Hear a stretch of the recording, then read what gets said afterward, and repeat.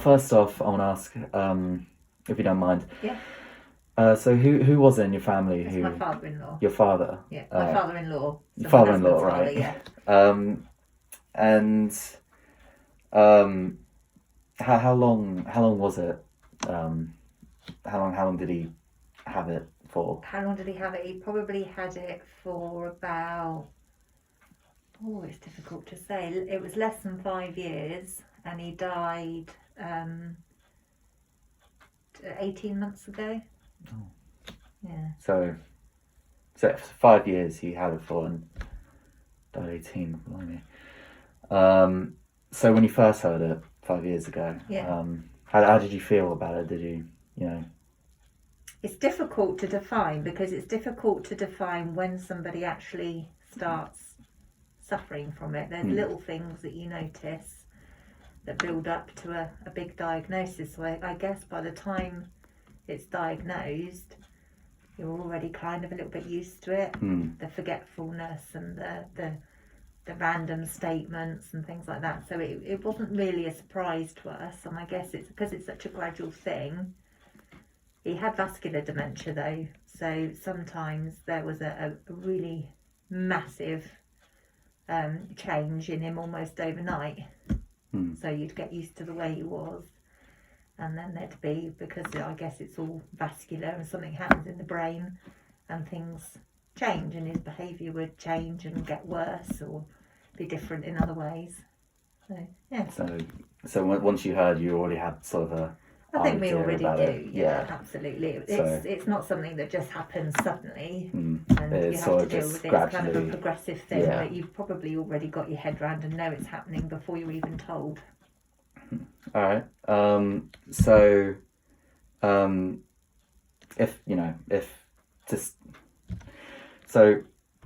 obviously you had experience with it. So if you could tell someone one thing, like, if someone else is going through it, what would you tell them?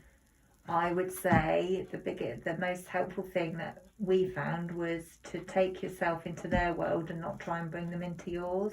So don't try and reason, don't correct.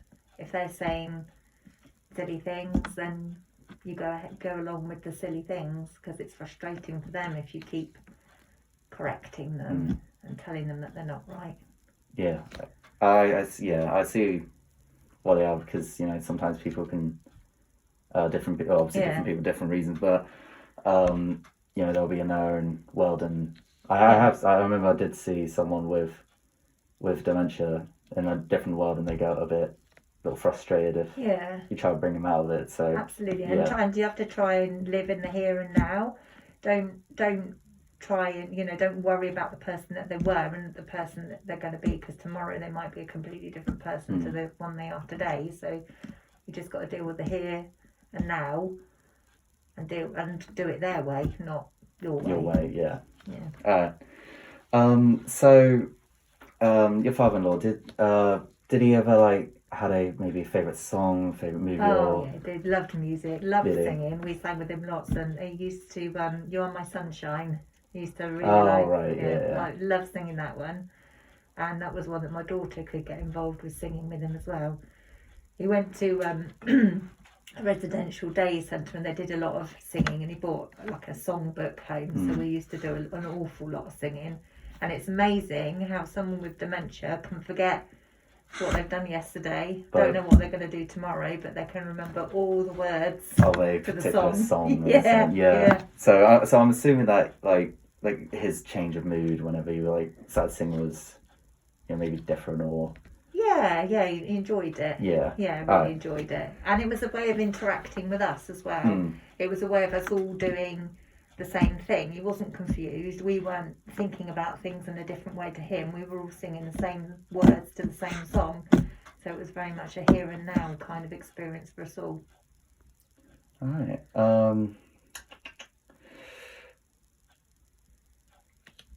So finally, I just want to ask, what would, if you could, go back, maybe go back in time or something else, what would you have done differently? What would we have done differently? Yeah, It's a bit of a hard question, I but don't know, to be honest with you. I think we had a really good experience of it. Lots of people find it really hard. I'd love to have been able to support my mother-in-law a bit more. I think really she did a brilliant job of looking after him, and she looked after him right up until the end when he stayed at home. But I don't know, to be honest with you. No, I don't think there was anything we could have done differently. It does quite sound like you had it quite. Yeah, I think we were quite lucky as well, in that his he didn't behave badly. He almost was a bit like a child, really. Yeah. And I think you need to form a new relationship with the person that they are, if that makes sense, rather than trying to hang on to what you had. He became almost childlike and liked to make you laugh, and yeah, I think it was all right actually. He was nice. He was lovely, and we loved the person that he was with dementia as well as the person that he was before he had it. Yeah. If that makes sense. Yeah. It's difficult to explain. Yeah. But I don't think there's anything we would have changed. Alright. Yeah. So. Alright. No, that's probably not the right answer. No. But I don't think there's nothing I would have changed really. Like if you think everything he had loads of support, and my mother-in-law had lots of support. There was a period that he was in hospital that I wish hadn't happened, because I don't feel that they weren't equipped to deal with his dementia in hospital, and he just sat in the same room day in, day out for hours on end without any stimulation. So I'd probably change that little period of time. But as far as the dementia, and obviously the fact we'd like him still to be here today, if we could change that, we would. But there's nothing I don't think we would have dealt with when my mother-in-law and the way that my husband handled it, and us as a family. I don't think there's anything I would change. No. Okay. Right. That's obviously. Well, I think we had, as far as dementia goes, I think we had a really pretty lucky. good experience of it actually. But then that's possibly because we were all able to deal with it. Maybe I don't know. We never tried to change him. We didn't try to. And we just explained to everyone as well. I mean, if we went out to eat with him or something, then we would forewarn people that he had dementia. Yeah. And however he behaved, it was how we behaved. We didn't try and make him conform or behave any differently, and it was all good.